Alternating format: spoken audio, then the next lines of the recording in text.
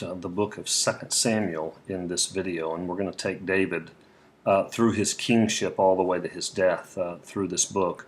It will take us several weeks to get through it, but today we're going to start with the first 4 chapters. And I know 4 chapters is very ambitious on a video that we're going to try to keep at 30 minutes or under. But the first 4 chapters really tell one story, and that is the story of David's rise to power. And what I want to do is I'm going to quickly take you through it. We're not going to read it all. I'll read portions of it, and then some of it I'll tell the story, and you can go back and read later to confirm that I'm telling the story accurately. And then I'm going to draw some leadership principles from David's life on just how we are supposed to lead people, because the leadership principles coming out of here are pretty impactful for how he led Israel and how we lead others that we have influence over today. So let's jump right into the text. If you'll remember from 1 Samuel, Saul has just died, Jonathan has just died. David now is in Ziklag and is going to find out about the death of Saul and Jonathan in chapter 1. So let's pick up there and let's read part of chapter 1. After the death of Saul, David returned from his victory over the Amalekites and spent 2 days in Ziklag. On the 3rd day after David's return, a man arrived from Israelite battlefront. He had torn his clothes and put dirt on his head to show that he was in mourning. He fell to the ground before David in deep respect. "Where have you come from?" David asked. "I escaped from the Israelite camp," the man replied. "What happened?" David demanded. "Tell me how the battle went." The man replied, "Our entire army fled. Many men are dead and wounded on the battlefield, and Saul and his son Jonathan have both been killed." "How do you know that Saul and Jonathan are dead?" David demanded. The young man answered, "I happened to be on Mount Gilboa. I saw Saul there leaning on his spear with the enemy chariots closing in on him. When he turned and saw me, he cried out for me to come to him. 'How can I help?' I asked. And he said to me, 'Who are you?' I replied, 'I'm an Amalekite.' And he begged me, 'Come over here and put me out of my misery, for I am in terrible pain and want to die.' So I killed him," the Amalekite told David, "for I knew he couldn't live. Then I took his crown and one of his bracelets so I could bring them to you, my lord." David and his men tore their clothes in sorrow when they heard the news, and they mourned and wept and fasted all day for Saul and his son Jonathan and for the Lord's army and the nation of Israel, because so many had died that day. Then David said to the young man who had brought the news, "Where are you from?" And he said, "I'm a foreigner, an Amalekite who lives in your land." "Were you not afraid to kill the Lord's anointed one?" David asked. Then David said to one of his men, "Kill him." So the man thrust his sword into the Amalekite and killed him. "You die self-condemned," David said, "for you yourself confess that you killed the Lord's anointed one." Well, that's a pretty unusual start to the book of 2 Samuel. David, of course, has been running for a dozen years from Saul, who's been trying to kill him. David refused to kill Saul. Saul has now been killed on the battlefield, and yet when the man comes and says, "Hey, listen, Saul was about to be killed by the enemy. I did Saul a favor," David exacts justice, which in this culture was pretty common. He exacts justice on him. It was an eye for an eye and a tooth for a tooth. So if you murdered a man, you yourself were killed. And so David considered the fact that even if Saul asked to be killed, it was still murder because he killed the anointed one of God. And so David exacted justice on him. The second thing he does in this chapter that I'm not going to read is he writes a lament that was to be read at the state funeral of Saul and Jonathan. And in that lament, he talks about what a great king Saul was and what a great friend Jonathan was. So the first thing we see in chapter 1 that David does that will tie into leadership principles later on is, here is now David who's going to be thrust into the leader of Israel, but the official leader has died.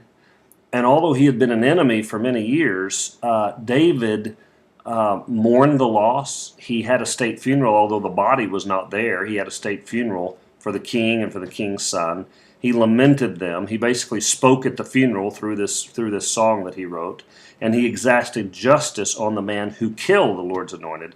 And so here's David acting in a very leadership-like way. He wasn't getting revenge. He wasn't throwing a party because Saul was finally dead and he could take the kingship. David was truly mourning and lamenting the death of the king, and then actively involved in honoring the king in a national ceremony for all of Israel to see. And so that's chapter 1. Now, we pick it up with chapter 2 here. And after this, David asked the Lord, "Should I move back to Judah?" And the Lord replied, "Yes." Then David asked, "Which town should I go to?" And the Lord replied, Hebron. David's wives were Ahinoam from Jezreel and Abigail, the widow of Nabal from Carmel. So David and his wives and his men and their families all moved to Judah, so they settled near the town of Hebron. Then Judah's leaders came to David and crowned him king over the tribe of Judah. So I want you to hear this really important. The next thing David does is he immediately consults the Lord. Saul is now dead. What do I do? You call me to be king over Israel. I remember that. David is now about 30, and at the time he was 14 or 15 when he was named king over Israel. He said, okay, what do you want me to do? And God says, I want you to move to Hebron. Hebron is in South Judah. Okay, Jerusalem is not under Israelite control yet. That comes later. So he moves to Hebron, and the elders of Judah make him king over Judah. Not of all Israel. He's just king over Judah, one of the 12 tribes. When David heard that the men of Jabesh Gilead had buried Saul, he sent them this message, May the Lord bless you for being so loyal to your king and giving him a decent burial. May the Lord be loyal to you in return and reward you with his unfailing love, and I too will reward you for what you have done. And now that Saul is dead, I ask you to be my strong and loyal subjects like the people of Judah who have anointed me as their new king. So here's another leadership issue that David does. He comes to the men of Jabesh Gilead. And what they had done, when the Philistines took Saul, they hung his body up on a wall in one of their walled cities. And so the men of Jabesh Gilead risked their own lives to sneak and to grab his body off the wall and to bring him back and to physically bury his body. So although David had a kind of a state funeral and wrote the lament, they actually stole the body of Saul back from the Philistines and actually buried Saul and gave him a burial. And David is saying, great job, congratulations, I commend you for your bravery, I reward you for your bravery, now come follow me, is basically what David is saying here. And once again, what he's doing is he's being kind to the people, he's showing Saul honor, he's honoring people who are honoring Saul, which is just an amazing leadership feat when you think about the fact that Saul had been chasing David for 10 to 12 years trying to murder him. And yet David is being so kind in the way he's handling the death of Saul. So, verse 8, But Abner, the son of Ner, the commander of Saul's army, had already gone to Mahanaim with Saul's son Ishbosheth. There he proclaimed Ishbosheth king over Gilead, Jezreel, Ephraim, Benjamin, the land of the Asherites, and all the rest of Israel. Ishbosheth was 40 years old when he became king, and he reigned from Mahanaim for 2 years. Meanwhile, the tribe of Judah remained loyal to David. David made Hebron his capital, and he ruled as king of Judah for 7.5 years. So there's a couple of really key points here about David's leadership. First of all, if you'll notice, immediately Abner, who is the most powerful man left in the kingdom because he was Saul's right-hand man. He was Saul's commander-in-chief. He was with Saul for 10 years when they were trying to chase down David. He was the one that fought all Saul's battles with him. Abner had great influence over the people of North Israel. He was the most influential leader, and he takes the one remaining son of Saul, Ishbosheth, and he makes him king over the other 11 tribes. And so Saul's heir is now sitting on the throne in North Israel, and David is sitting on the throne in South Judah, and this is going on for several years. Notice here it says that David was there for 7.5 years. Now I want you to think about this. I'm going to turn quickly over to chapter 5. In verse 4 it says, David was 30 years old when he began to reign, and he reigned 40 years in all. He had reigned over Judah from Hebron for 7 years and 6 months, and from Jerusalem he reigned over all Israel for 33 years. So I want you to think about this. He was 30 when he became king, and he reigned 7.5 years before he became king over all of Israel. So for 7.5 years, his first 7.5 years, he didn't even have anything but Judah, just one tribe, and the other 11 were under Ishbosheth. So I want you to think about the fact that he was called, ordained by Samuel as king all the way back when he was 14 or 15. He was a national hero. He kills Goliath, spends a little bit of time in the palace with Saul, and then basically spent from 18 to 30 on the run as a fugitive. And then from 30 to 36, doesn't even get the throne over Israel. He's just reigning over part of Israel, while Ishbosheth has the other part of Israel. Now, there becomes a war between Israel and Judah, and here's what happens. Joab is David's right-hand man, his commander-in-chief, and he is the one that has helped David through his time, through that 10 years in the wilderness when he was running from Saul and Abner. Abner is the commander-in-chief for Ishbosheth, and they decide they want to have a war to see whose army is more powerful. And so they get 12 of their best warriors, and they meet in a valley, and these 12 warriors fight one another to see who is dominant. And literally, the Bible says all 12 of them kill each other, and so it's basically a tie. But while that is going on, one of Joab's brothers, Asahel, Joab actually had two brothers, and this brother Asahel wanted to kill Abner because that would make him a hero for David and a hero for Joab. And so during this battle of the 12 on 12, Asahel goes over to Abner and says, I'm going to kill you. And Abner's like, you know what, I'm a really good warrior. You probably don't want to do this. Asahel won't listen to him, attacks Abner, and Abner kills Asahel. And that makes Joab furious because now Abner, the commander of North Israel, has killed his brother, and Joab is furious and vows revenge. And so look what it says now in chapter 3, verse 1. It says, that was the beginning of a long war between those who had been loyal to Saul and those who were loyal to David. As time passed, David became stronger and stronger, while Saul's dynasty became weaker and weaker. So this 7.5 years, a lot of it was literally civil war. And it was started by Joab and Abner. It wasn't started by David. It was started by Joab and Abner. And it was all started over, they wanted to see whose army was the best. And then Abner ends up killing Joab's brother. And so now there's the civil war. But who is winning? Judah is winning over North Israel. And it becomes obvious that Judah is stronger and that David is going to win out. And so that leads us really to the next part here, which happens in chapter 3, beginning in verse 6. As the war went on, Abner became powerful leader among those who were loyal to Saul's dynasty. So Abner had all the influence, okay? One day Ishbosheth, Saul's son, accused Abner of sleeping with one of his father's concubines, a woman named Rizpah. Abner became furious. Am I a Judean dog to be kicked around like this, he shouted. After all I have done for you and your father by not betraying you to David, is this my reward that you find fault with me about this woman? May God deal harshly with me if I don't help David get all that the Lord has promised him. I should just go ahead and give David the rest of Saul's kingdom. I should set him up as king over Israel as well as Judah, from Dan to Beersheba. Ishbosheth didn't dare say another word because he was afraid of what Abner might do. Now there's a lot of interesting things going on here. Ishbosheth, who is just like Saul, his father, is a bad leader. And if you'll remember, Saul was insecure, he was jealous, and that led to a whole lot of bad decisions. Well, Ishbosheth, his son, is the same way. And Abner has all the influence. And Ishbosheth doesn't have very much influence, although he's the king over the land. So he comes and says, you know what, I'm going to knock Abner down a couple of notches. I'm going to spread this rumor about him. People won't respect him. That'll make them respect me more, and I'll have more influence. Well, as you know, many insecure, bad leaders do this, and it rarely works. Because usually when you're cutting down the other person, people see through it, and they don't it doesn't make you look better, it makes you look worse, and that's exactly what happened with Ishbosheth. The second thing I want you to notice in here is, what does Abner say? He says, I'm going to go give the kingdom that God had promised David to David. Abner knew that all of Israel should be under David's reign. And he was being loyal to Saul, and he was being loyal to Ishbosheth, but he knew what God's will was. And he says, you know what, Ishbosheth, if you're going to stab me in the back and accuse me falsely, I'm going to go set things right and follow God's will, and I'm going to desert you. And so the Bible says Ishbosheth just shut his mouth and realized in his insecurity and paranoia he had really set himself up to fail and was in a precarious position. So now let's pick up the story here.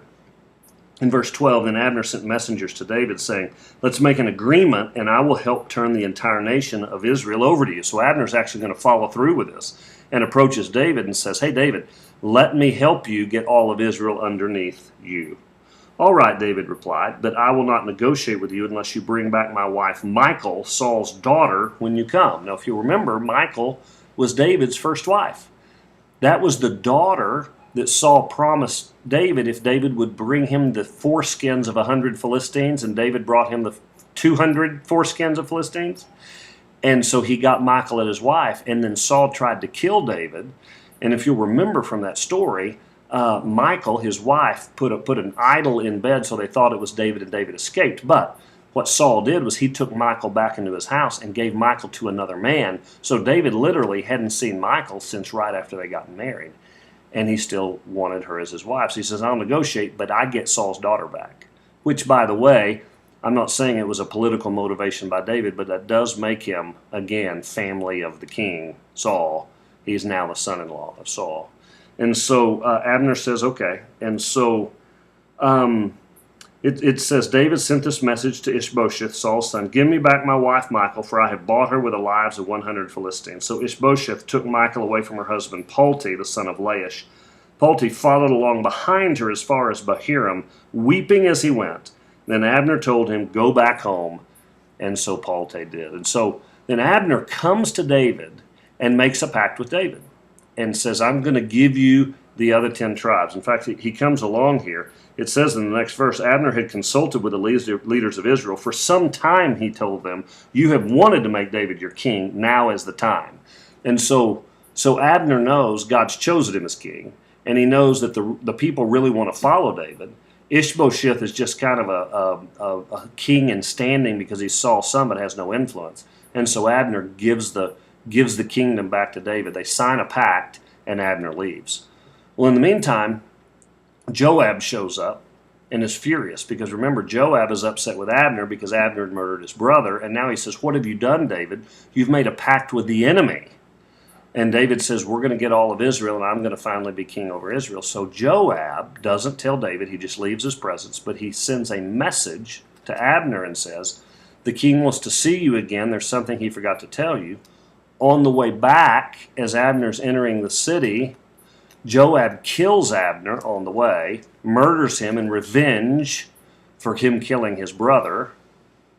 And so then we've really got a mess on our hands, because now what we have is we have a possible civil war again, and David was about to get all of Israel to come under his reign, and Abner was about to make it happen, but now it looks like David killed Abner, and so there's a really, really high possibility this whole thing falls apart. So watch how David handles this. Verse 28, when David heard about it, he declared, I vow by the Lord that I and my people are innocent of this crime against Abner. Joab and his family are the guilty ones. May his family in every generation be cursed with a man who has open sores or leprosy, or who walks on crutches, or who dies by the sword, or who begs for food.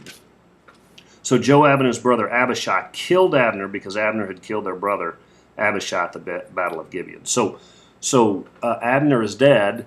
David says, I am innocent of this. I had nothing to do with this. This is Joab, and he curses Joab, puts a curse on him. And then let's read the rest of this chapter here, chapter 3. Then David said to Joab and to all those who were with him, tear your clothes and put on sackcloth. Go into deep mourning for Abner.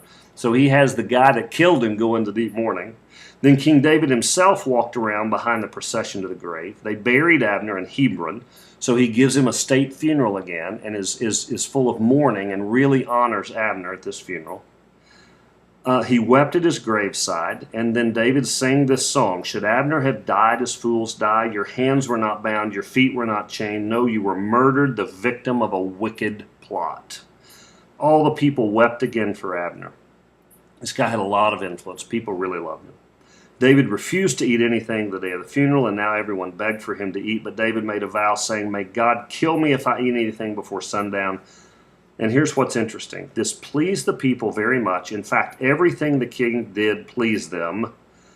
So everyone in Judah and Israel knew that David was not responsible for Abner's death. So because David acted the way he did and was in mourning, they knew that he didn't really have anything to do with Abner's death, and it endeared the people to him. That might have been supernatural because God was ready to put the kingdom together. But everyone comes to David and wants David to be their king. And then finally it says, then David said to the people, and here's David's big leadership failing right here in these two verses. Then David said to the people, do you not realize that a great leader and a great man has fallen today in Israel? And even though I am the anointed king, these two sons of Zeruiah, Joab and Abishai, are too strong for me to control. So may the Lord repay these wicked men for their wicked deeds. That wasn't true. David was the mightiest warrior in the land, and he cops out because justice, remember, eye for an eye and a tooth for a tooth. They should have died for their murder. And David had killed the Amalekite that killed Saul, but he doesn't kill Joab here because you think about it. Joab had been his commander and had been with him all those years when he was a fugitive and protected David and saved David's life, and David couldn't exact justice on his buddy. And so he cursed him and made a public mockery, but didn't kill him. And that was a huge leadership mistake on David's part. And then in chapter 4, Ishbosheth is murdered by two people in Israel who want to impress David and gain David's loyalty. And so they bring Ishbosheth's head to David, and David exacts justice and says, you had no right to kill the Lord's anointed. He had them killed because that's what the state rules would be for allowed. And then he buried the head of Ishbosheth with Abner in his grave to basically pay him honor as well. And so that is a quick perusal of those 4 chapters in 2 Samuel that gets us started in this book and helps us understand David's kingship.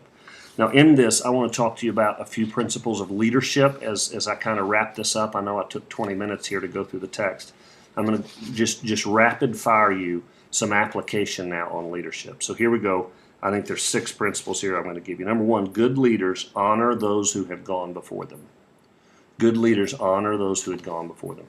One of the amazing things David did was Saul was his enemy, Abner was his enemy, Ishbosheth was his enemy. All 3 of them died. It would have been very normal and natural and fleshy for David to rejoice at their death and say, now come follow me, I am your king, the bad guys are gone. But that's not what David does. He honors them. The people who kill them, with the exception of Abner, of course, he has them murdered or killed because that's the justice that the law required. He has state burials for them. He writes songs for their burial. He mourns for them. He honors the past. And let me tell you something. If you're a leader, if you go into an organization, if you go into a family and a marriage, you always honor those who have gone before. Through honoring those who have gone before, it endears the people to you. And you see it happen in churches. You see it happen in businesses all the time. And this is such an important leadership principle. That leader, there were some people in that organization or that church that love that leader. How will they follow you? They'll follow you if you'll honor that leader. And I've watched many men walk into organizations or corporations or churches that don't honor past leadership, and they end up not ever getting people to follow them, and they end up leaving. And I've watched people give great honor to past leadership, and it ends up endearing the people to them, and they can last as a leader. So good leaders always honor the people who have gone before. Number 2, good leaders do what is best for others, not what is best for themselves. They do what is best for others. David, in this chapter, over and over and over again, did what was best for others. He did what was best for the nation when it came to the funerals. He did what was best for the people and not for himself. He didn't rejoice the way he wanted to. Everything he did in these 4 chapters was to bring everyone together. It was to bring the 2 nations together. And he did it peaceably. That civil war was started by Abner and Joab, not by David. He wasn't trying to fight. He wasn't trying to push his way into that throne. He wasn't pushing power plays. He was doing what was right for the people. And here's the thing. If you serve the people will follow you around the world. Just remember that. Just remember that. If you serve the people, they will follow you anywhere you want to go. If you don't serve people and you're entitled and you do whatever you want and you're always doing things for yourself before them, they will not follow you. Let me give you an example. The rating of the U.S. government has never been lower. It's like 13% approval rating. Let me tell you why. Because most people feel like that the people in Congress and the president are now passing laws that are better for themselves than they are for us.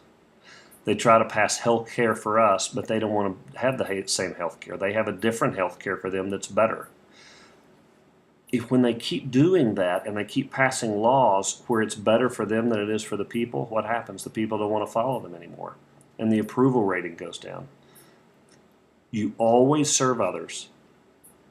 You always serve others, and then they follow you. You never serve yourself at the expense of other people you are leading. Remember that principle. Number 3, great leaders seek justice. Great leaders seek justice. If you're a leader, you can't play favorites. If you play favorites in an organization, the favorite will be resented by everyone else, which is unfair to him, and everyone else loses their incentive to work hard and to follow you because you play favorites. You can't play favorites as a leader. That's why so many children of owners of businesses come into the business and it doesn't work out well, because it's hard for the owner who's a dad to not play favorites with his kids, and it really causes problems with the employees. So you can't play favorites. It's true in church, it's true in family, it's true with your kids. You cannot play favorites. If you play favorites, people will not follow you. They will resent you, they won't trust you, and they will not follow you. And David did a great job of seeking justice and not playing favorites, except for who? Joab. And that really came back to bite him later on. But for the most part, David did a pretty good job of not playing favorites and really seeking to do justice by everyone. Number 4, good leaders seek God first. I think it's interesting that in chapter 2, the first thing David does when Saul dies after the funeral is over is he seeks the Lord. He says, God, what do you want me to do? And God says, I want you to move from Ziklag, move your family to Hebron. And David does it. There's a recurring pattern in David's life that you'll see over the next few chapters as we review his kingship. When he consults the Lord first, everything goes great. When he goes out on his own and doesn't seek the Lord first, things usually turn out pretty terrible. And that kind of goes with us, doesn't it? That's the same thing with us. But we're going to see that. We're going to talk about that a whole lot moving forward.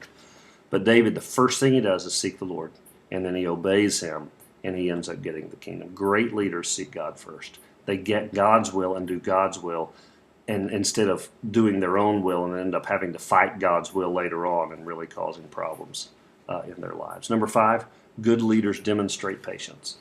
To me, this might be the most remarkable leadership quality of David in these 4 chapters. He had been waiting 15 years since he was anointed king till he finally gets to be king of Judah. 15 years. About 10 to 12 of those years, he was on the run as a fugitive for his life.